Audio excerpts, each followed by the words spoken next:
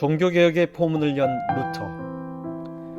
독일 비텐베르크 성교회에서 부패한 가톨릭에 대항하여 95개조 반박문을 내건 루터는 이제 거대한 종교 집단의 포섭과 살해의 위협을 동시에 받게 되었습니다. 두려움이 그를 엄습해오고 외로움이 몰려왔습니다. 젊은 시절 수도승으로 있을 때 죄와 구원 문제에서 갈등하고 고민할 때와는 또 다른 고통이었습니다.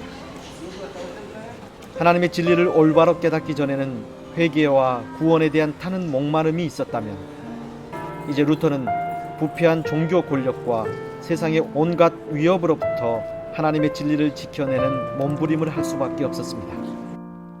실제로 루터가 63세의 일기로 사망할 때 그는 이렇게 말했습니다. 오 주님, 저는 너무 아픔을 느낍니다. 제 가슴을 둘러싼 압박이 너무도 심합니다. 종교개혁은 몸과 영혼을 다해 올바른 하나님의 말씀을 찾아가는 작업이었습니다. 그리고 그 개혁이 제발 실패하지 않고 다시 포기되지 않도록 하는 것이 뼈를 깎는 고통과도 같았습니다. 그 가운데 하나님의 은혜와 기쁨, 함께하는 동역자들이 없었다면 루터는 절대 이 일을 감당하지 못했을 것입니다. 이 표정은 사뭇 진지해 보이는데 그녀는 평생 루터의 사역에 든든한 조력자가 되어 주었고, 또 루터가 많은 어려운 경무 속에서 시달릴 때에 가정에서 천국을 맛볼 수 있도록 성심성의껏 섬겼던 귀한 여인입니다. 십자가 구원 신학을 정립하며 수많은 집필 활동을 해나가던 루터는 처음엔 미온적이던 로마 교황청으로부터 점점 거센 압박을 받기 시작했습니다. 로마 교황 레오 10세는 루터의 설교와 개혁적 성향을 담은 서적들이 더 쏟아지자 루터로 하여금 95개조 반박문을 철회하고 주장을 포기할 명령을 내립니다. 하지만 루터는 교황령의 복사본을 꺼내 공개적으로 불태워버림으로써 성경적 진리에 대한 결의를 보여주었습니다.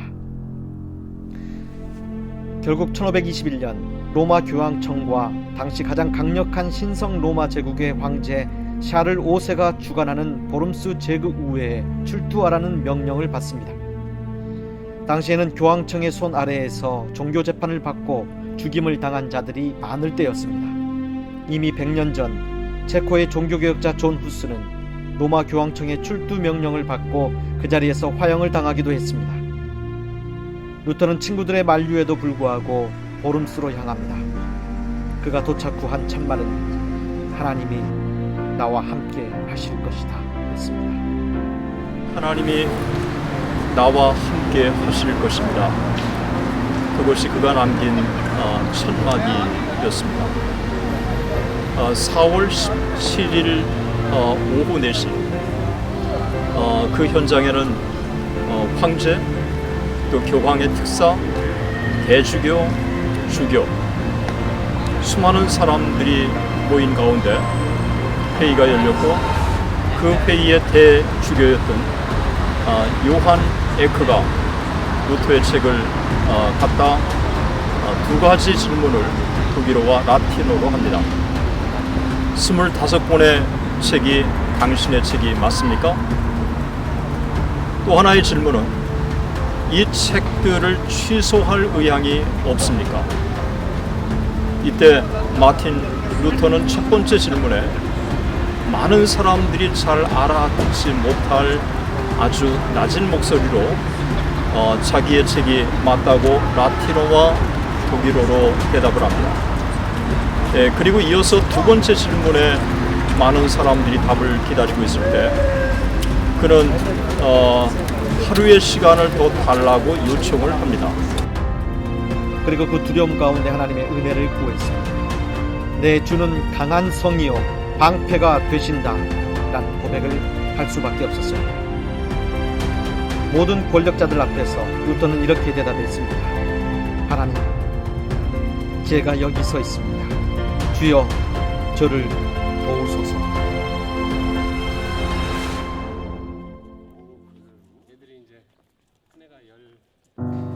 훗날 루터는 이때를 상기하며 자신의 장기를 발휘해 찬송가를 작곡합니다. 그것이 지금 우리가 즐겨 부르는 585장 내 주는 강한 성이요입니다. 루터는 보름스 회의에서 오직 하나님의 은혜로 살아남습니다. 다시 비텐베르그로 돌아오는 길목에서 살해당할 수도 있었지만 친분이 있었던 제후 프레드리 3세에 의해 피신하듯 바르트부르크 성으로 도피할 수 있었기 때문입니다. 루터는 1521년 5월부터 1522년 2월까지 약 9개월 동안 게오르그라는 가명을 쓰며 바르트부르크 성에 머무릅니다. 수도사로 지내면서 14권의 책을 저술하고 신약 성경을 현대판 독일어로 번역했습니다. 하나님의 은혜 없이는 도저히 상상할 수 없는 초인적인 일을 해낸 것이었습니다.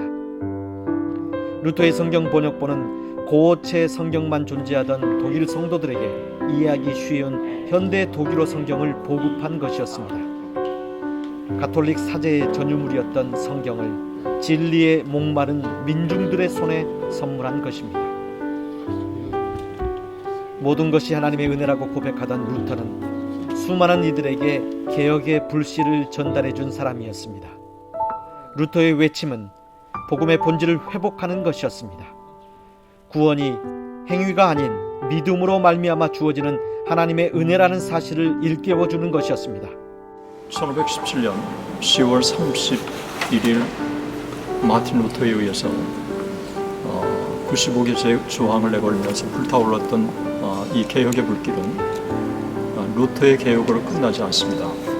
루터의 영향을 받은 일련의 사람들이 개혁의 불을 높이 들기 시작하는데 그 중심 지역이 비텐베르그였고 그리고 또 이어서 개혁의 불이 타오르는 것이 스트라스부르크였고 그리고 제네바였습니다. 스트라스부르크에는 마틴 부처가 있었고 그리고 제네바에는 칼빈이 있었습니다. 루터의 개혁의 사상을 가장 잘 구현해 냈던 사람이 켈빈인데 루터를 켈빈을 무척이나 존경했습니다. 그리고 그가 갖고 있는 사상을 제네바에 계속해서 구현해 나가기를 원했던 것입니다. 그의 신학은 유럽 문명을 본질적으로 바꿔놓았습니다. 칼빈과 같은 또 다른 종교개혁의 대가들이 여기저기서 자라나게 하는데 밑거름이 되었습니다. 이제 마틴 루터가 종교개혁의 포문을 연 지 500년이 지났습니다. 그는 은혜를 경험하는 삶을 살았습니다. 하나님의 은혜 속에 죄에서 해방되는 구원을 경험했습니다. 잘못된 행위를 진노만 하는 무서운 하나님이 아니라 사랑의 하나님을 경험했습니다. 성령이 우리 마음 가운데 하나님의 사랑을 부어주셔야 한다고 가르쳐준 위대한 스승 스타우비츠를 둔 루터는 은혜의 사람이었습니다. 루터에게는 외롭고 고단할 때마다 사랑해주는 아내와 함께하는 동역자들이 있었습니다. 함께 고민하고 진리에 목마른 동역자들이었습니다. 이것이 은혜였습니다. 루터는 다시 고향 땅 아이슬레벤에 가서 경랑의 생을 마쳤습니다. 오늘을 사는 우리는 종교개혁자들의 거룩한 정신을 이어받은 사람들입니다. 오직 믿음, 오직 성경, 오직 은혜로 사는 자들입니다. 오늘도 우리 앞에 놓여진 이 성경이 얼마나 소중한 것인지를 다시 한번 깊이 감사하는 시간 되시기를 축복합니다. 구원의 확신과 진리에 대한 확신이 없다면 진정한 개혁도 없습니다. 하나님 주신 은혜 속에 믿음으로 구원받아 천국을 사는 복된 성도님들 되시기를 축복합니다.